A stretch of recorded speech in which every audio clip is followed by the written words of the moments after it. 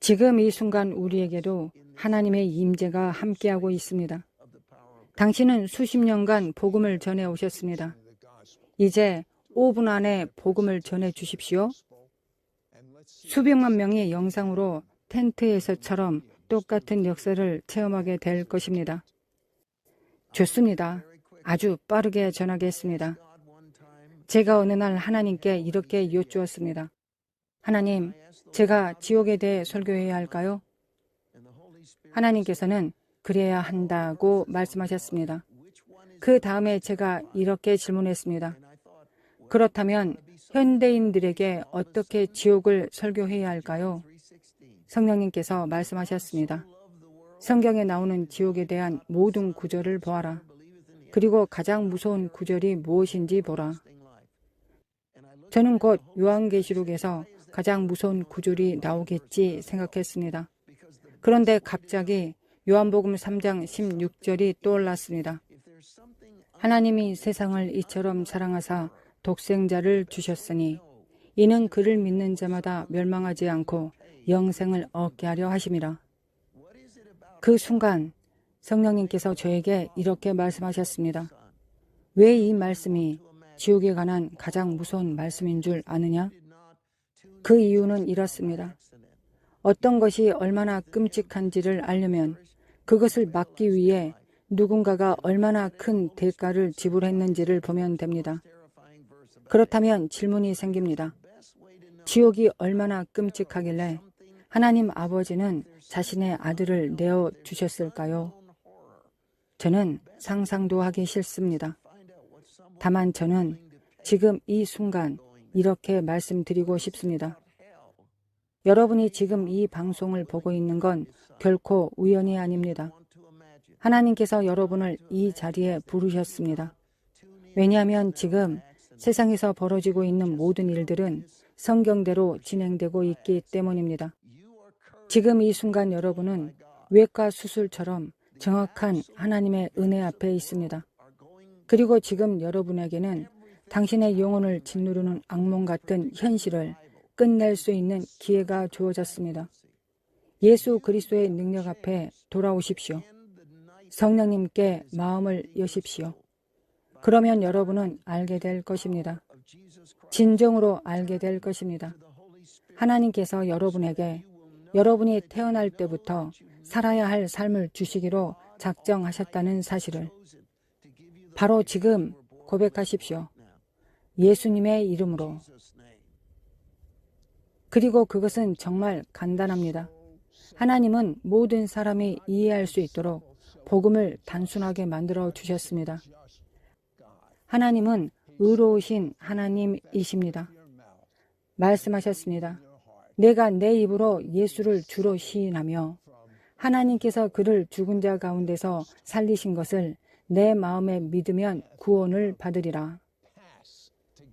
여러분은 방금 마리오가 말한 지옥에서 구원받을 수 있는 통행권을 받을 수 있습니다. 그리고 곧바로 천국으로 향하게 될 것입니다. 이제 저를 따라 이 기도를 큰 소리로 따라해 주십시오. 최선을 다해 믿으십시오. 그리고 기억하십시오. 하나님은 너무나 공의로우시기 때문에 당신이 진심으로 고백하면 하나님도 진심으로 역사하십니다. 모든 것은 당신에게 달려 있습니다. 이제 함께 기도하겠습니다. 사랑하는 하나님, 저는 죄인입니다. 하나님, 오직 주님께만 죄를 지었습니다. 진심으로 회개합니다. 저는 예수님의 보혈이 저의 죄값을 치르셨음을 믿습니다. 그래서 지금 저는 깨끗하게 되었습니다. 이제 깨끗해진 제 마음에 예수님 들어와 주십시오. 저의 구주가 되어 주셔서 감사합니다. 이제 저는 예수님을 주님으로 모십니다. 아멘. 마리오, 사람들이 예수님을 구주로만 아니라 주님으로 모신다는 것은 어떤 의미입니까? 좋은 질문입니다. 로마서 12장 1절부터 2절에 이런 말씀이 있습니다. 너희는 이 세대를 본받지 말고 오직 마음을 새롭게 함으로 변화를 받아 하나님의 선하시고 기뻐하시고 온전하신 뜻이 무엇인지 분별하도록 하라. 예수님을 주님으로 받아들이고 삶을 항복시킬 때 사탄과 악한 영의 권세가 끊어집니다. 왜냐하면 그들은 절대로 그렇게 할 수 없기 때문입니다. 하지만 여러분은 그것을 할 수 있습니다. 그 순간 여러분은 부활의 능력을 풀어내게 됩니다. 그리고 하나님의 은혜와 능력으로 여러분이 태어날 때부터 살아야 했던 삶을 살게 되는 것입니다. 가장 아름다운 말씀 중 하나는 빌립보서 2장 13절에서 나옵니다. 하나님은 여러분 안에서 일하십니다. 그분은 당신이 기뻐하시는 일을 하도록 원하는 마음도 주시고 행할 수 있는 능력도 주십니다. 현대어 성경 번역입니다. 그러니 여러분은 단지 예수님을 구주로만 모시지 마시고 주님으로 고백하십시오. 그때 하나님의 능력이 풀어지고 그분을 기쁘시게 하는 삶을 살 수 있는 새로운 욕구와 새로운 능력이 주어지게 됩니다. 트럼프 대통령 이후 다음 대통령으로 넘어가는 이 시점에서 당신은 어떤 변화가 일어나리라고 보십니까? 그건 얼마나 중요한 일일까요? 네, 이건 정말로 중요합니다. 사람들이 자주 말합니다. 이번 선거는 우리 생애에서 가장 중요한 선거가 될 것이다. 그런데 저는 그 선거가 생각보다 더 빨리 올 것이라고 믿습니다. 곧 있을 중간 선거에서 우리는 상원과 하원을 민주당에게 넘겨줄 수 있습니다. 하지만 그 다음 대통령 선거에서 가장 중요한 것은 지금 이 나라 안에 일어나고 있는 영적 개혁의 흐름을 계속 이어갈 수 있느냐는 것입니다. 지금 우리는 하나님을 언급하고 기독교를 방어하는 대통령을 갖고 있습니다. 그리고 그런 보호는 하나님께로부터 온 것입니다. 물론 그는 완전한 사람이 아닙니다. 하지만 완전하신 분은 오직 예수님 뿐입니다. 그래서 우리는 지금 미국 교회로부터 태어나는 강력한 부흥의 연속성을 하나님께 간구해야 합니다. 마리오, 마지막으로 전하고 싶은 메시지가 있으신가요? 네, 시드. 예수님의 이름으로 치유가 일어날 것입니다. 지금 이 순간 영적, 육체적, 감정적으로 치유받기를 원하는 분들을 위해 기도하겠습니다. 예수님, 감사합니다. 사도행전 4장 29절부터 30절의 말씀처럼 기도드립니다.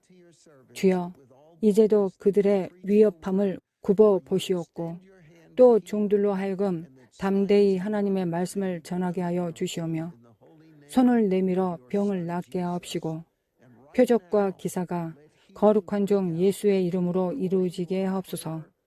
주님, 지금 이 시간 이 기도에 따라 치유가 일어나게 하소서. 이 병든 세대, 이 중독의 세대, 이 왜곡된 문화와 죄악의 세대 가운데 하나님의 은혜와 생명의 강이 흘러가게 하소서. 지금 이 영상을 듣고 있는 모든 분들, 여러분의 심장에 손을 얹고 믿음으로 고백하십시오. 그리스도, 치유자 되신 예수님이 나를 방문하신다. 하나님 아버지, 예수 그리스도의 이름으로 기도합니다. 이전에는 보지 못했던 차원의 기적들이 폭발적으로 일어나게 하소서. 기쁜 소식들이 들려오게 하소서. 종양이 사라지고 척추가 곧게 펴지고 모든 종류의 염증과 질병이 떠나가게 하소서. 당뇨병이 치유되고 주의 백성들이 주님의 능력을 체험하게 하소서. 이 기도에 동의하며 드리는 우리의 믿음 안에서 놀라운 하나님의 역사가 일어나게 하소서. 예수님의 이름으로 기도드립니다. 아멘. 하나님께서 시편 122편 6절을 성경의 명령문으로 기록하신 것은 결코 우연이 아닙니다. 선택사항이 아니라 반드시 해야 할 명령입니다. 하나님께서 이렇게 말씀하셨습니다. 예루살렘의 평화를 위하여 기도하라. 나를 사랑하는 자는 형통하리라. 그리고 제가 알게 된 것은 이 말씀에서 형통하다는 단어의 의미는 헬라어 학자였던 데릭 프린스 목사님께서 그 의미를 알려주셨습니다. 대부분 사람들은 형통하다 하면 돈과 재물, 그리고 세상적 성공을 떠올립니다. 그것이 중요하다고 생각들 합니다. 그러나 히브리 원문은 다릅니다. 예루살렘의 평화를 위해 기도하라. 이것은 히브리어로 이렇게 말합니다. 마음의 평화를 얻으리라. 세상에서 어떤 것이라도 마음의 평화를 살 수는 없습니다. 돈으로도 권력으로도 명예로도 살 수 없습니다. 그것은 팔리지 않는 살 수 없는 것입니다. 하지만 하나님께서 분명히 말씀하셨습니다. 예루살렘의 평화를 위해 기도하라. 그러면 너는 마음의 평화를 얻으리라. 샬롬, 샬롬.